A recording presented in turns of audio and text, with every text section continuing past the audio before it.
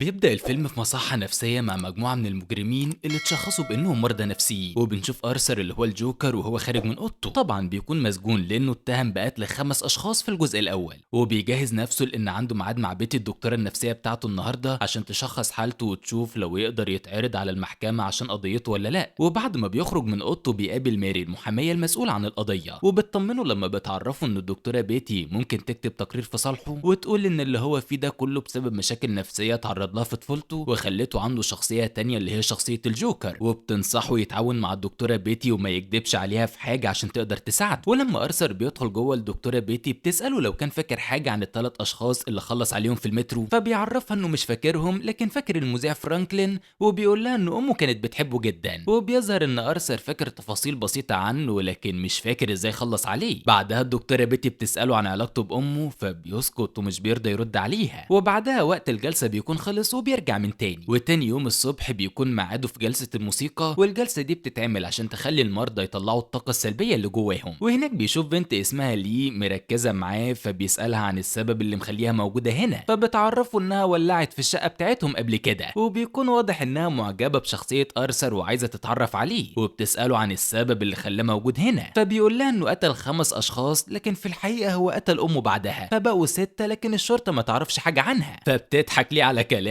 وبتحييه على اللي عمله، وبتقول له انه احسن انه عمل كده عشان يخلص منها ويرتاح بسبب الضغط النفسي اللي كانت معيشاه فيه، وبتفهمه ان هي كمان كانت بتعاني من مشاكل كتير جدا مع اهلها لحد ما ابوها مات، ومن بعدها امها حبستها في المصحة. وقبل ما ارثر يمشي اللي بتعترف له انها معجبة بشخصية الجوكر وشايفاه شخص ناجح جدا. بعدها واحد من الضباط اسمه جاكي بيجي ياخد ارثر على الاوضه عشان ياخد الادويه، واثناء ما هم ماشيين ارثر بيفضل يضحك وبيفتكر تفاصيل موت فرانكلين، وبعدها بياخد سيجاره من جاكي وبيفضل يضحك ويهزر معاه لحد ما جاكي بيضربه على ظهره علشان يفوق من الحاله اللي هو فيها، وبعدها بيدخله اوضته وبيقفل الباب عليه، وبعدها بشويه بيروح يتفرج على التلفزيون مع زمايله، وهناك بيشوفهم بيتكلموا عليه في التلفزيون وبيقولوا ان ارثر شخص عاقل لكنه مبتكر شخصيه الجوكر دي عشان يقدر ينهي حياه الناس براحته، وبيطالب باخراج ارثر من المصحه النفسيه عشان يتحاكم زيه زي اي مجرم. فبيتعصب ارثر جدا وبيفضل يضحك ويغني مع باقي المرضى اللي معاه في الاوضه. تاني يوم بالليل ارثر بيروح تاني لنفس الاوضه عشان يتفرج على التلفزيون مع باقي المرضى، وبيفرح لما بيلاقي ليه قاعده معاهم هناك، وبيظهر انه معجب بيها لانه حاسس انها شبهه وحاسه بيه. واثناء ما هم بيتفرجوا على الفيلم ليه بتعرض عليه يهربوا من الاوضه وينزلوا يتكلموا ويتمشوا في المصحه، لكن ارثر بيخاف وبيعرفها انهم لو عملوا كده الحراس هيقبضوا عليهم ويحبسوهم، فبتتضايق ليه لكن بتفكر تعمل اي حاجه عشان ما تلفتش الانتباه ليهم، وبتروح تولع في الاوضه والكل بينشغل بالحريقه.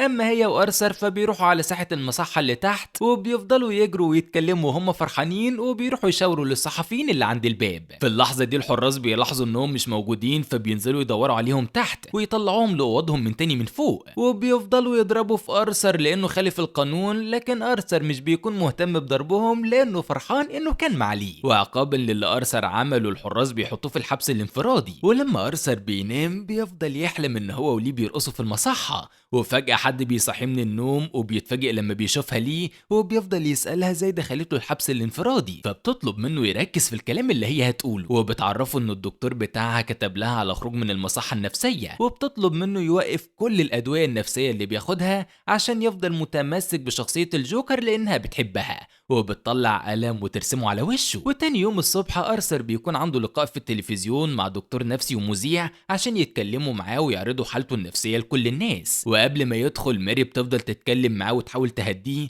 وبتعرفه ان دي اخر فرصه ليه عشان ياخد براءه في القضيه ويتصنف على انه عنده انفصام في الشخصيه، وبتطلب منه يطلع يتكلم كويس عشان الناس تعرف شخصيه ارثر عاقله لكن شخصيه الجوكر هي اللي شريره. فبيسمع ارثر كلامها وبيقرر يعمل بيه، واللقاء بيبدا والمذيع بيفضل يستفز في ارثر ويحاول يعصبه عشان يظهر للناس انه لازم يتحاكم وما يتصنفش على انه مريض نفسي، وفعلا بينجح في اللي كان عايز يعمله. ارثر بيتعصب عليه وبيسيب البرنامج ويمشي. وتاني يوم بيكون ميعاد الجلسه بتاعت ارثر والشرطه بتنقله في عربيه، وطول الطريق بيكون في ناس كتير واقفه مستنياه في الشارع وبيفضلوا يهتفوا باسمه. في نفس الوقت بيكون في ناس تانية متضايقه منه وعمالين يطالبوا باعدامه، وبعد ما ارثر بينزل من العربيه بيحييهم كلهم وبيدخل المحكمه. ولما ولما الجلسة بتبدأ الدكتور النفسي اللي كان بيشخص حالة أرثر بيعرض التقرير بتاعه للقاضي وبيعرف الناس كلها إن أرثر شخص عاقل وكان بيتلاعب بيهم طول الفترة اللي فاتت، وبيطلب من القاضي يحكم عليه في جلسة النهاردة تجنبا لأي حاجة هو ممكن يعملها. في اللحظة دي ماري بتكون قاعدة وسامعة كل حاجة وبتستنى الدكتور يخلص كلامه، وبعدها بتقوم تعرض الملفات اللي معاها للقاضي وبتعرفه إن أرثر مريض نفسي من الطفولة، وإن كل الأشخاص اللي أرثر خلص عليهم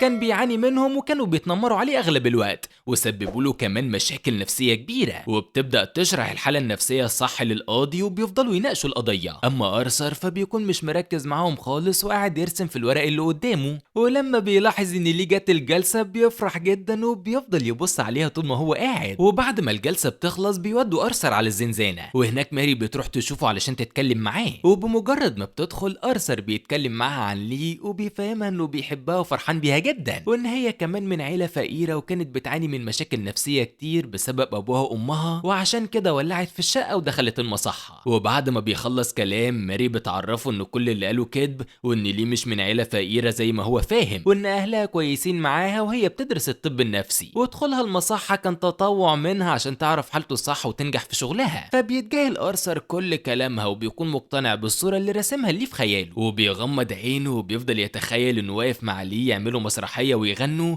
وبعدها لي تضرب عليه نار وبيفوق أرثر من كل اللي هو فيه. تاني يوم الصبح بنشوف أرثر وهو قاعد في المصحة النفسية لوحده، بيدخل عليه جاكي ويعرفه إن في زيارة جات له، ولما بيخرج يشوف مين بيلاقيها ليه فبيفرح جدا وبيسألها لو كانت كدبت عليه فعلا، فبتعترف له بالحقيقة وبتعرفه إنها دكتورة نفسية وعملت كل ده عشان تكسب ثقته فيها وتخليه يحبها لما يلاقي ظروفهم شبه بعض، وبتعرفه إنها جاية النهارده مخصوص عشان تقول له إنها حامل منه. فبيفرح أرثر جدا، وبعدها ليه بترسم ابتسامة الجوكر على الإزاز اللي قدامه وبتمشي. بعد كام يوم بيكون ميعاد الجلسة التانية للجوكر في المحكمة، وبتيجي واحدة من الشهود تقول إنها جارة أرثر وإنه في يوم من الأيام زارها في البيت وهو لابس لبس الجوكر، لكنه ما أذاهاش يومها لا هي ولا بنتها. وبتعرف القاضي إن أم أرثر كانت ست كويسة جدا مع كل الناس ما عدا ابنها، وإنها كانت دايما بتتكلم وحش عن أرثر وتنتقد كل حاجة هو بيعملها، وإن هي اللي كانت بتحكي له قصة الجوكر كل يوم لحد ما أرثر حبها وتقمصها، وهي ما كانتش تعرف إن القصة اللي بتحكيها كل يوم هتوصله للحالة دي. ولما القاضي بيسألها عن رأيها في أرثر إن كان مريض ولا لا، بتقول له إن أرثر مش مريض نفسي ولا حاجة وإنه لازم يتعاقب على كل حاجة عملها. وأثناء الجلسة أرثر بيتخيل إن هو وليه مع بعض وبيخلصوا على كل اللي موجودين في قاعة المحكمة وأولهم القاضي، وفجأة بيفوق من الخيالات اللي بيشوفها وبيفضل يصرخ في المحكمة وبيطالب بتأجيل الجلسة. وبعدها ليه بتدخل تطمن عليه قبل ما يودوه المصحة من تاني. وفي نفس اليوم بالليل أرثر بيفضل يرقص ويغني في المصحة مع باقي المرضى،